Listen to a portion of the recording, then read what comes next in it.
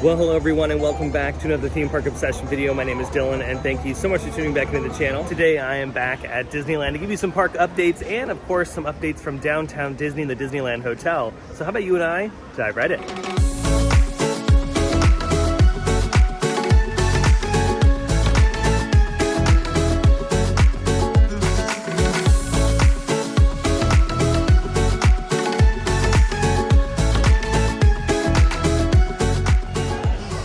Oh yeah, back at the Disneyland Resort to have some fun. Very quickly give you some updates around Disneyland and downtown Disney. I'm not really sure if I'm gonna jump into California Adventure just yet.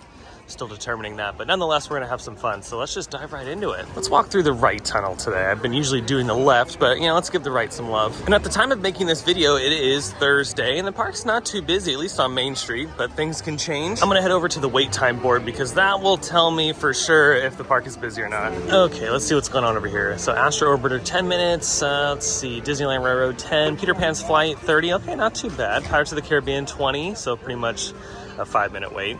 Snow White, 15. Okay, so it's not that bad in the park. And let's check the other side here. Some of the bigger e-ticket attractions. Runaway Railway is temporarily closed. Rise of the Resistance, 70 minutes. That's pretty normal. Big Thunder Mountain, 25. Okay, not bad at all. Oh, they just changed. Indiana Jones went up to 45 minutes. It's a Small World is a walk-on. Millennium Falcon, wow, 90 minutes for Millennium Falcon Smuggler's Run. That is a little brutal. I don't know if I'd wait 90 minutes for that one. Over here at Tiana's Bayou Adventure, yeah, still looking the same like it has been the past few weeks. There's not a lot of exterior work happening. Again, like I've always been saying, the interior is probably where all of the action is happening. We probably won't be seeing some exterior work for quite some time, at least not until they install the water tower out here.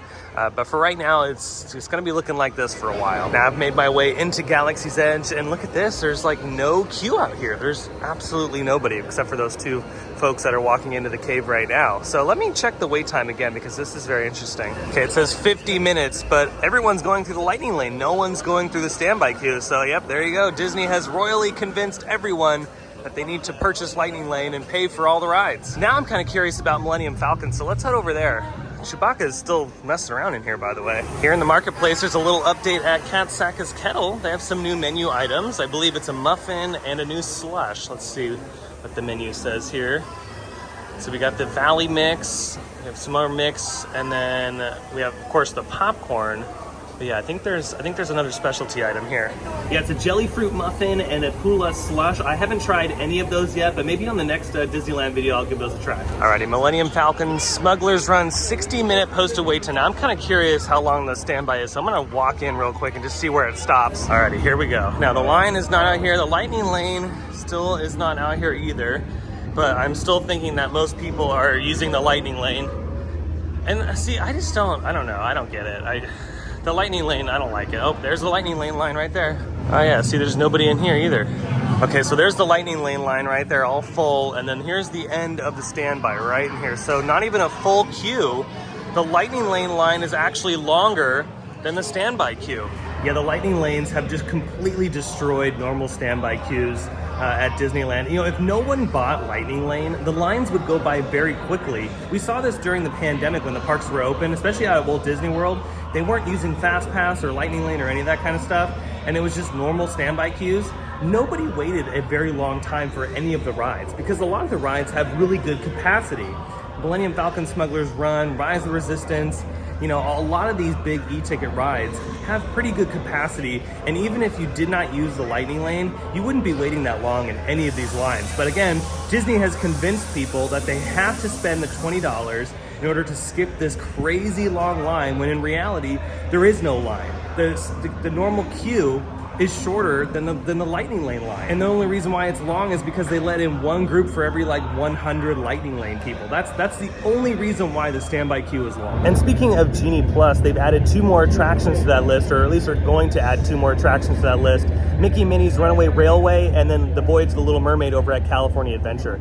Especially with Little Mermaid, that ride does not need Lightning Lane. It does not need to be added to Genie Plus. The hourly capacity on Little Mermaid is extremely high. It's like Pirates of the Caribbean and Haunted Mansion. They don't need them. They don't need the extra lightning lane. And I think the only reason why they're doing this, they're adding more attractions, is because they're getting ready to raise the price. So just be prepared. They might raise the price for Genie Plus. But with that said, it's probably not going to be raised that much, maybe $5 or $10, which is still pretty affordable for most of the people in the park, because they look at it and go, oh, only 30 or 40 bucks? Well, screw it, we're gonna do it. We've already spent $1,000 anyway. What they should do to Genie Plus, which they probably will never do because they want everyone in the park to buy it, is they should cap it at only a few thousand people a day and price it very high, so it's a more premium product. So that way not everybody uses it and it doesn't ruin your standby queue, because at the end of the day, if people don't want to purchase Genie Plus, they have a bad guest experience, because then they can't see everything in the day. And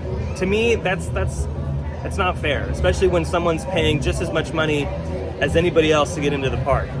People should have more of an equal opportunity, and they shouldn't be punished for not wanting to spend $20 or $30. Someone who spends $20 or $30 should not have such a huge advantage over someone who didn't want to spend that $20 or $30. I say cap it at 5,000 guests a day and make it 200 bucks. Boom, there you go. Over here in Toontown, it looks like all of those problems that were plaguing this area of the park have now been fixed. You can see the pavement is nearly done. They're still working on this section with the tree, and that looks to be it. So hopefully in the next week or two, we'll see the walls come down and we'll be able to walk through this area, and there won't be a pinch point anymore. And then with Goofy's and Donald's, I think that will be complete in the next few weeks as well. So yeah, thankfully they're working hard to get this stuff done, because yeah, that was probably not in their best interest to have to go back and redo some stuff. Over here in Tomorrowland, Space Mountain is still going through its refurbishment, a pretty extensive refurbishment as well. The Rhine is supposed to reopen though late October. And now since the scaffolding is at the top of the mountain, I'm thinking that that work is going to be taking a little bit longer than the attraction itself. So they might open up the attraction, and then over the next few weeks after that, they'll continue to work on the facade of the attraction, which it looks like they're getting ready for paint, and that would be pretty interesting if they repainted it either the same color or maybe something totally different. But yeah, still lots of scaffolding going on over here at the entrance to Space Mountain. And on a side note, hopefully one day soon they'll do something to the Tomorrowland Theater. Fingers crossed. Alrighty, I've made it out of Disneyland. We're gonna be heading towards World of Disney next. Look at the line to go into Oogie Boogie Bash though. Some pretty cool costumes today I've been noticing. And shout out to those that love to dress up and go all out, because I love it. And the reason why we're heading in here first is because, oh yeah, they got some holiday merchandise. It sure is amazing how crowded World of Disney always is. I mean, it's just always pop, lock, and dropping in here. And it seems like every single week there's something new that appears. It's pretty crazy how the marketing team and the merch team work together so well to pump out a mass amount of merchandise very quickly. Ooh, look, they got these Loungefly bags, Minnie Mouse Loungefly. This actually feels very nice. I love that. And of course the black zipper. How much is this? Is $88. Oh, here we go. Our first signs of the holidays. Got Jack Skellington here in his Santa Claus outfit. Let's see, how much is it's $21.99 for that. And here's another Loungefly bag. Now, I've pointed this one out before, but I just really love this one. This is actually a really good bag with the nod to Winnie the Pooh here. It's really nice texture on that. And of course, different materials are being used. $78, so it's a little bit cheaper than the other one. Don't worry though, even though the Christmas stuff is inching its way in, they still have plenty of Halloween merchandise available. Oh, dang, look at this. This is legit. It's Pirates of the Caribbean Loungefly bag. You know, Loungefly and Disney just go crazy. This one's probably like $90 to be honest. Maybe even $1,000. $78, cheaper than the Minnie Mouse. How's this cheaper than the Minnie Mouse one? Okay, here we go. Yeah, the Christmas stuff is slowly getting here. Thankfully, it's just this little corner. No, just kidding. It's this whole side over here. What the heck is going on? It's not even Halloween yet, people. Let's calm down, Christmas. Calm down. Like, look at this festive nonsense here. It's actually kind of cool. $79.90. If I can get this. Holy moly. $79.99 for that. And then if you're wondering what the other side looks like, yeah, this is actually not a bad Spirit jersey. I kind of dig this. I love the coloring there. It's like teal, this aqua color with classic Mickey and Minnie on there. Yeah, I dig it. I like it better, honestly, than the Halloween Spirit jersey. And then here's another one. This one's green, my favorite color, but I actually kind of like the blue one better. And here's the front. See, it's a little bit more simple. We have some more classic characters on the front. Oh, we got Alice, Peter Pan, the Cheshire Cat, and Bambi and Thumper. There you go. And then obviously the back has Goofy and Minnie and Donald and Daisy, Mickey, Pluto. They're decorating their tree, and Goofy seems to be cooking something there. Ooh, and we got this giant ornament here. It's a big plush ornament. This is probably $10,000, so let's see what the actual retail price is here. $44.99. There you go. You know, people think Halloween's scary, but no, this is terrifying to me. And then next to that green spear jersey, we have a pullover hoodie. This is actually kind of thin, to be honest. I was expecting it to be a little bit thicker. We have more of those plush. We have, is this a tree skirt or is this just a blanket? No, it's just a blanket. Here's a new set of ears for you. These are, I'm sure, just the same price as they always been. Yeah, $40 actually. These are more expensive. And they're probably a little bit more expensive because they are Loungefly brand. And also, these little ornaments, or not ornaments, the lights right here, they glow in the dark. And of course, a merch drop wouldn't be complete without some Crocs for $50. There you go. You can get, if I can get this up, there you go. Look at that. Oh, when you wake up on Christmas morning, or whatever holiday you're celebrating, you can put on some cool little slippers here. Let's see, how much are the slippers? They are $44.99 for the slippers. Oh yeah, and you gotta have the train set. Now, I'm assuming this is probably like $100 or $200. Let's see. We're gonna find out here. These are actually pretty popular. A lot of people get the train sets. $150 for the train set. This Loungefly bag is $88. Look, we got Dumbo on there. Is this? Oh, look, this is like a moving piece. It's got animation, it's got special effects. And then we got a Mickey and Minnie stocking available for you. These are $34.99. Oh, and here's the Hanukkah section. And of course, another Loungefly bag. I think this is Loungefly bag number 812 in this video. Oh, someone's taking something. $88 for the Hanukkah Loungefly bag. There you go. And of course, we got some plates and all this fun stuff that I'm afraid to really grab because I'll probably break it. Oh, here we go. Another plate set for $44.99. Of course, they have a couple ornaments available. They'll have more as we get closer to Christmas because, yeah, it's still not Halloween. And wow, someone is not happy about the Christmas stuff either. I agree. It's a little jarring. But anyways, this is available for $29.99. Oh yeah, we got the classic tree topper with the Mickey in the middle. Now moving away from some of the holiday stuff, even more Loungefly items. Look at this. I mean, Loungefly is going crazy in here. I kind of dig this Muppets Loungefly bag. Look at that. Total 70s, like hippie era going on here. And one last thing here, we got the Disney 100 Years of Wonder Spirit jersey available for you. Alrighty, that's pretty much all the holiday stuff right now. I'm gonna put in some other clips though from when I was here a couple days ago with Katie and Spence. We were hanging out at downtown Disney. We checked out the new DVC Tower over at the Disneyland Hotel and the new Disneyland Lounge. So I'll put those clips in now. And of course, in the heart of downtown Disney, the all new restaurant Centrico, the new Mexican restaurant, is trucking along very nicely. Hopefully it opens up sometime soon. Thinking mid to late 2024 is their timeline, so I'm hoping they stick with that. By the way, for those wondering, this is that outdoor space that we were talking about not too long ago. This is what it looks like. So they have an area for you to sit and relax and bring your food over here. They have some games available, and of course they have a stage all the way in the back, so they have live entertainment on some evenings. And here's your look at Din Tai Fung. It still looks the same like in the last Disneyland video, so not too much has changed. Still working on a lot of the skeletal structure.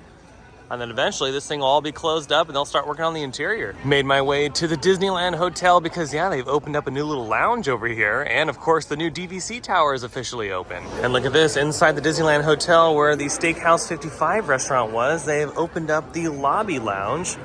Oh yeah. By the way, I've met up with Katie and Spence. They got a table for us over there. Yeah, how cool. I'm glad they're utilizing this space because for the longest time, they weren't really doing anything in this area. So open daily 5 p.m. to closing. Yeah, Katie, thanks for saving a little table here. Look at this. Heck yeah, this is lovely. And hello to you, sir, as well. We gotta be careful, these candles, they're real. They're not fake. Alrighty, here's our incredible spread. We got the burger. Henry and Katie also got the burger. Spencer got the cheese pizza, and we also got some Cadillac margaritas. What drink is this? Is this a beer? It's a beer over here. Oh, Modelo. And then Katie got an Earl Grey tea. Oh, yeah. This is a nice little spot here. This is cool. I'm glad they have something over here for us to enjoy. And we were told that this is not the finished product, so they're going to continue to work on this space. And, oh, yeah. I'm really excited to see what the final product's going to look like. Okay, just finished up at the lounge here at the Disneyland Hotel. It's this new little space in front of the old Steakhouse 55 location, and it's actually really, really good. Now, it's not finished. we were talking to the hotel manager, who was super, super nice and cool, and he was saying that they're still working on a few little things here and there. Once the new bar and lounge opens up at the new Disneyland Hotel Tower, the new DVC Tower, then they'll continue with the project over here at the Disneyland Hotel on the lounge. But besides that, it was a nice place to sit and chill. I love places like that, and I'm glad that Disney is building more of them here at the Disneyland Resort, because that's one really nice thing about the Walt Disney World Resort is they have a bunch of lounges and places to chill and relax, to have a cocktail and some nice food. And so the fact that they're doing more of that here is really welcome. Now, like I was showing earlier, the food was really good, and that burger that I had, that Wagyu burger, that cheeseburger, oh man, that was a really good burger. A little expensive, almost $30 for that. And the drinks actually weren't that bad. We got a Cadillac margarita like I'd shown, and that was only $15, so that was nice. But the burger, yeah, a little expensive, but with that said, it was worth the price. It was super, super delicious. And the first bite, like the juices were coming out of the burger, and it was just really well cooked. I got it medium. And I think that is my favorite burger on property, to be honest, because I usually like the burger at Lamplight Lounge, but this one over here at the Disneyland Hotel at the lounge, it tops it. It was really good. And also, while you're in here, you don't want to forget to take a look at all of these old school pictures of the Disneyland Hotel through time. And it's just so neat to see all the different transformations that the hotel has had, and just all the history that the Disneyland Hotel has had. It's awesome. All right, we're going to continue our journey over to the brand new tower. We're going to check that out. And you know, I'm going to have to resist stopping at the Tangaroa Terrace. Katie, you're gonna have to hold me back here because it's so good. This is hard. This is very hard. Okay, here we go. Walking up to the all-new villas at the Disneyland Hotel, the new DVC location. So if you are a DVC member and you're gonna be staying here, let me know how you enjoy it. It is pretty expensive. This is not cheap. For those that do not have a DVC membership and are just gonna stay, the average room rate when I checked for like November was like $600 to $700 a night, which was pretty expensive. So maybe one of these days we'll stay in it when it gets a little bit cheaper, but for right now I'm gonna have to hold up on staying in this new tower. But we can check it out, which is what we're gonna do next. Now here's your new Disneyland Hotel property map that includes the new Disneyland Villas Tower. And we got the Frontier Tower right here, the Adventure Tower, and then the Fantasy Tower. This is where the lounge was, by the way, where we were just at. So yeah, the property is pretty much complete. Now you guys just said this on your channel, but this does remind me of Palm Springs. Yeah. This is very, and the manager over at the lounge over there, the Disneyland Hotel manager, he was saying that this is kind of inspired by the desert ever so slightly. Yeah. So, loved it out there. Yeah, so that kind of makes sense as to why that we're seeing a little bit of this artwork, which is kind of cool. And look at this, we got some like pixie dust magic happening over here because Tinkerbell is on the tower somewhere. I think she's over there. But yeah, look at this. Yeah, this is like atomic 50s right here. This is really cool. I love that. Ooh, and here we go inside. Let's see if they have some Jedi magic here. Yep, they do have Jedi magic at this DVC tower. Oh, and look at this. Here's that giant mural that we've seen all over social media when Disney was promoting the new hotel tower. Love that. That's actually really well done. So shout out to the artist. I don't think that this is a sticker. I think this is actually hand painted. Yeah, this is all hand painted. It might have been hand painted off site and then they just, you know, threw it up, but yeah, this is really nice. So shout out to whoever designed this. Did a really good job. Ooh, and what's this over here? We got some classic Mickey Mouse stuff. Always love the throwbacks to the company's history. It's nice. There's not too many decorations in here. I do like the look of this though. I was a little scared it was gonna be a little too much like IKEA, but no, this is actually not that bad. I enjoy this. Oh, we got some more pictures of Walt over here. So darn cool. And of course his team.